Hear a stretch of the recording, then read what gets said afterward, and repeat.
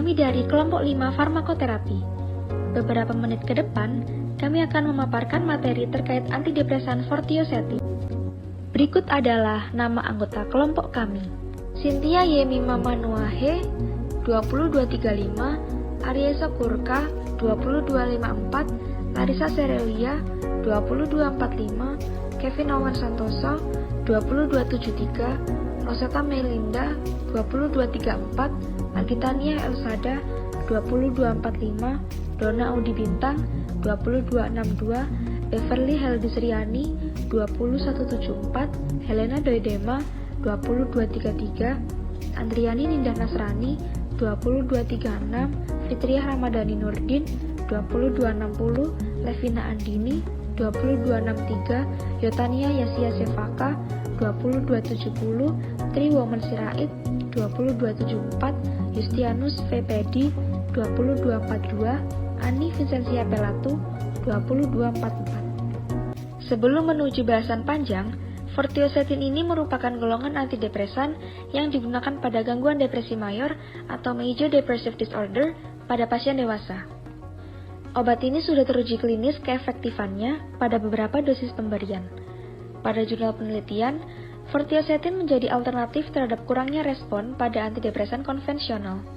Namun demikian, penelitian lebih lanjut diperlukan pada pasien dengan MDD resisten untuk menilai kegunaan yang sebenarnya.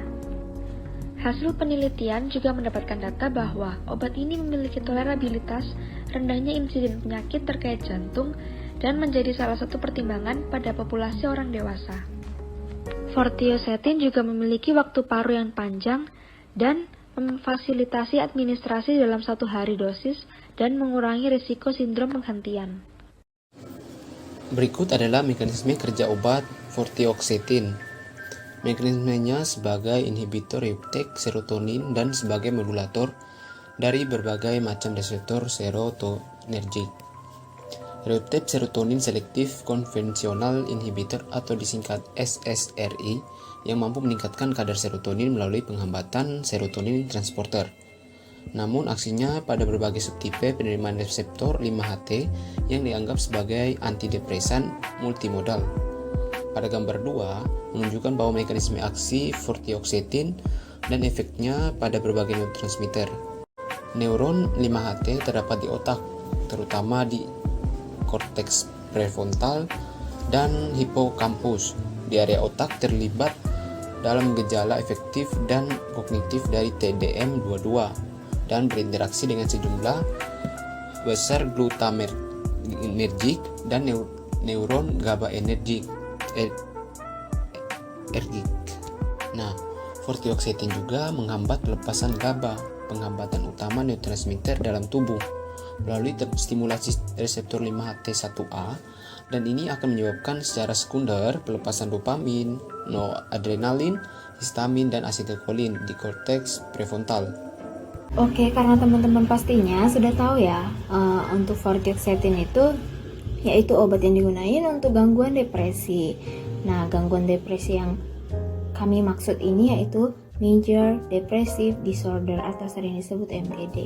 Maka untuk selanjutnya ini saya akan menjelaskan sebenarnya apa sih MDD ini. Oke, baik, saya akan ngejelasin nih tentang Major Depressive Disorder atau MDD ya. Untuk Major Depressive Disorder ini adalah suatu keadaan dengan si pasien dengan keadaan yang murung yang bertahan hingga 2-3 minggu. Wow, termasuk lama ya. Untuk si pasien mungkin pastinya memiliki beberapa gejala ya yang dapat kita perhatiin selama 2 minggu tersebut, seperti mungkin perasaan murung yang hampir sepanjang hari akan si pasien ngerasain hal itu, lalu hilangnya rasa gembira dan minat pada semua aktivitasnya akan menurun, lalu si pasien akan sangat merasa tidak berharga di sekelilingnya dan mungkin ada perasaan bersalah, dan pasien juga seperti problema konsentrasi, nafsu makan menurun. Terus untuk si pasien juga akan ada keadaan di mana tidurnya terganggu dan aktivitasnya yang ringan, namun dia sudah sangat terasa lelah gitu. dia hanya beraktivitas seperti mungkin hanya duduk, namun dia merasa lelah karena kan depresi major tersebut. Mungkin untuk antidepresan agent yang untuk si MDD ini mungkin ada seperti selective serotonin reuptake inhibitor, lalu ada serotonin norepinephrine reuptake inhibitor, lalu ada antipika antidepresan, ada tricyclic antidepresan atau TCA, lalu ada monoamin oksidase inhibitor. Baik, untuk vortioxetine yaitu merupakan antidepresan baru yang memiliki kerja seperti agen SSRI, yang kita tahu bahwa tadi ya sebelumnya itu saya menjelaskan bahwa SSRI itu termasuk obat antidepresan.